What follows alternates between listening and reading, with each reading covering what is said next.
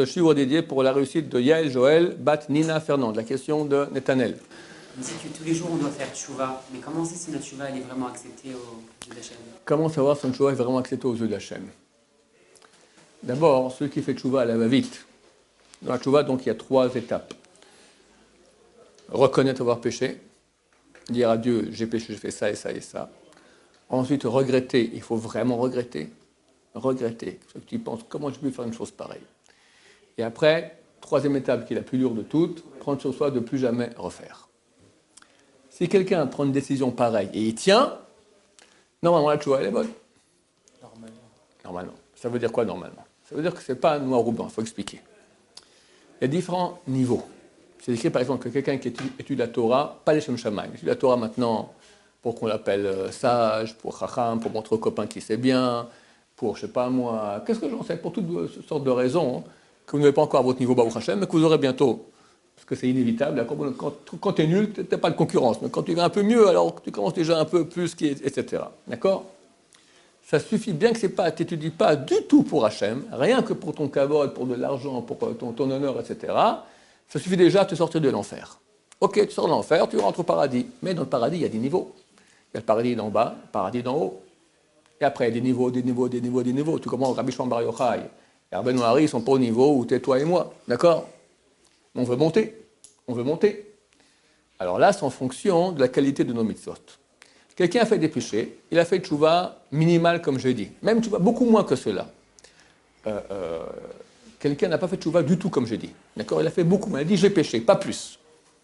C'est pas rien. Ça a déjà une grande valeur. C'est écrit que quelqu'un qui fait un péché grave, et les péchés pour lesquels il faut revenir en Gilgoul, notamment les péchés sexuels, d'accord?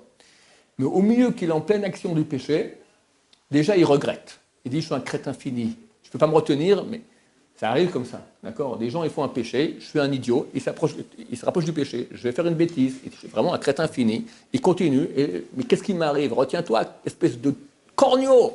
Mais il continue, il fait le péché, d'accord? Ça évite le Gilgoul. Ce regret qu'il a en même temps qu'il fait la vera, ça évite déjà le Gilgoul. Par contre, s'il se dit youhou, et on va pécher, d'accord. Alors là, il revient en Gilgoul, le pauvre, d'accord, pour ça. Réincarné. Donc, il n'a pas fait de choix, il a fait en plein dans le péché, mais déjà, ça a une valeur. Attends, quelqu'un, il dit j'ai péché, rien de plus. Il continue après à aller dans la même voie. On voit ça avec Bil'am. Bil'am. Pardon, avec son ânesse, très bien. L'ange, il va aller pour aller maudire Am Israël. L'ange se dévoile à l'ânesse et pas à lui. Et l'ânesse presse son pied sur la barrière. Il s'énerve et là-bas. Et tout d'un coup, l'ange se dévoile. Et lui dit, je l'ai tué, mais j'aurais pu te tuer à toi aussi. Et là, il regrette. Il dit, Ratati, j'ai péché.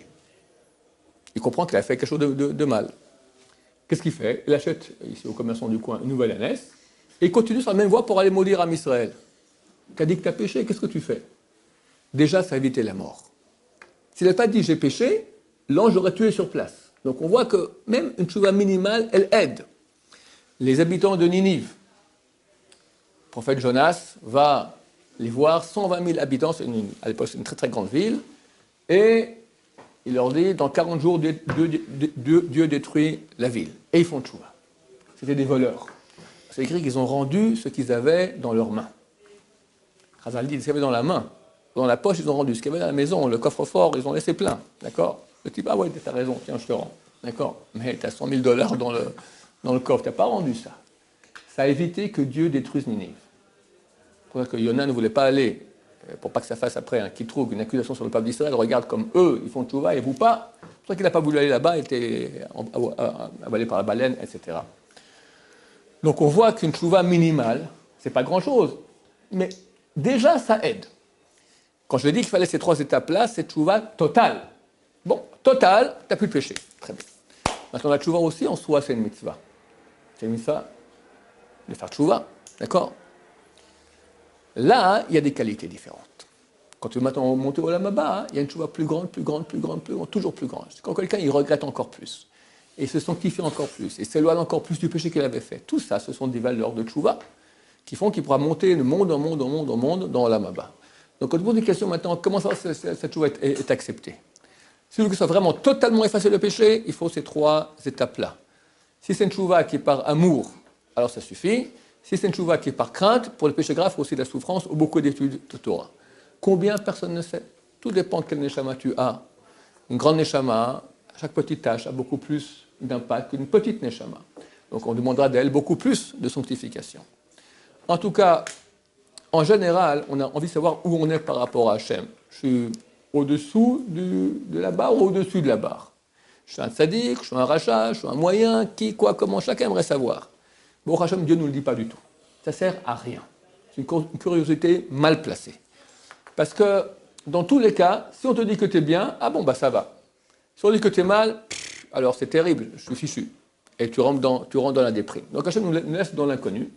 Et nous, on doit essayer d'utiliser maintenant, pas se prendre pour un tzaddik, parce qu'on ne va plus rien faire, mais pas pour un rachat, parce qu'on va être complètement découragé. Entre les deux. Et avancer le mieux possible pour être le plus performant possible. Il faut trouver chez nous qu'est-ce qui peut nous booster le plus pour avancer. Et ce que Dieu veut, peu importe où tu es, qu'est-ce qu'on a à faire où tu es, avance. Même si tu es très haut, bah avance encore plus. Ça ne sert à rien de nous dire où on est.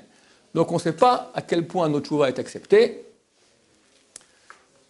Mais je peux dire une seule chose. Si quelqu'un, au moins, il a les trois bases, il regrette, il reconnaît, il regrette, et après sur lui, il n'est plus retombé, ou s'il a tenu c'était longtemps, alors sa tchouva est valable. Au moins au niveau minimal, ce qui est déjà énorme. C'est énorme. Mais la tchouva, elle peut se faire montrer aussi par des actes et pas seulement par la parole. Si nous, par exemple, on se connaît, on sait qu'on a une certaine avéra, mais on ne va pas le dire parce que des fois le terrain il rentre dans nous. Pas le dire à Hachem ou au copain? Le dire à Hachem. Ouais. Le fait qu'on le dit à Hachem, le terrain, entre guillemets, il est aussi ouais, devant nous, donc il se dévoile à nous. Ouais, c'est vrai. On le pense, mais voilà, maintenant, Hachem, je vais par des actes, je vais te montrer que je ne vais pas que parler aussi, je vais faire des actes et des fois ça peut être mieux aussi. Alors ce qu'il faut, c'est une bonne... Alors je vais expliquer ce que tu dis. Le Sahara, il entend tout. Il ne faut pas l'exciter. Je connais quelqu'un qui voulait étudier tôt le matin avec une autre personne. C'est très bien de se lever tôt le matin, à 4h, 5h du matin pour aller étudier la Torah. Il m'a raconté que chaque fois qu'il disait à son copain « Ok, alors demain, comment on a fixé ?», un des deux ne se levait pas. Quand il disait rien, ils arrivaient à se lever. Parce que le SRA, il entend, il te fait tomber. C'est dangereux, d'accord? Donc tu dis maintenant à Hachem, je regrette ce péché, j'arrête. Le SRA, il te arrête, tiens, on va voir. D'accord? Et il t'envoie des épreuves de malade. D'accord? Donc, qu'est-ce qu'il faut faire dans ce cas-là? On parle pas. En espérant qu'on survive jusqu'à ce moment, parce qu'on ne sait jamais quand on quitte ce monde, Hachem est mort. Alors il faut essayer d'abord d'arriver à un standard où on est hors du péché. Ce péché, tu l'as arrêté. Tu as tenu une semaine, 1 mois, 2 mois, 3 mois. Normalement, tu es suffisamment solide pour pouvoir déjà résister au SRA. Le SRA, déjà, il est bon. Celui-là, cet Avera, il s'en est sorti. Il n'a plus tellement de pouvoir sur nous. Et là, tu fais une chouva monstre. Tu dis à Hachem, j'ai péché, je regrette ce péché que j'ai fait, et je pense ne plus jamais le faire. D'accord? Là, au moins, tu es déjà plus en sécurité. Quand tu es tout en bas de l'échelle, tu dis, je vais faire chouva là-dessus, il se peut que tu rendes l'épreuve plus dure. Mais il faut avancer, d'accord? Parce que si tu restes en bas, et ni il y a les actes, ni il y a la parole, il n'y a plus rien. Il y a au moins la parole, au moins un désir de pouvoir faire chouva. Donc il faut bien analyser qu'est-ce qui est préférable. Oui. Mais s'il fait le chouva au début, il a une aide dès le début.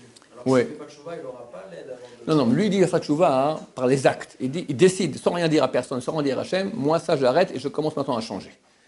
Sans rien dire. Oui, il aura cette aide. Oui, bien sûr. Hachem, il voit les pensées. Il aura cette aide, bien sûr. Est-ce que le SRA, il voit les pensées alors? Non.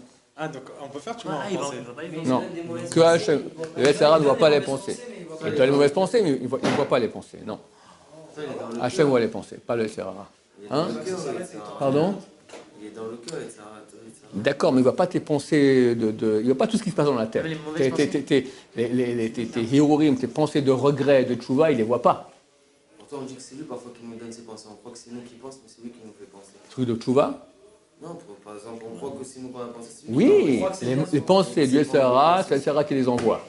Mais ce n'est pas qu'il est devant ton tableau de bord de pensée, il voit tout ce qui se passe. Lui, il voit que tu regardes l'émission. Il ne sait pas ce que tu regardes. Mais il t'envoie comme ça des scuds et ping, ça apparaît sur l'écran. Oui. Et c'est bien ce qu'il t'a envoyé. Mais il ne voit pas toutes tes pensées. Non, ça c'est que Hachem qui voit les pensées. Baruch Adonai, l'olam, amen, amen.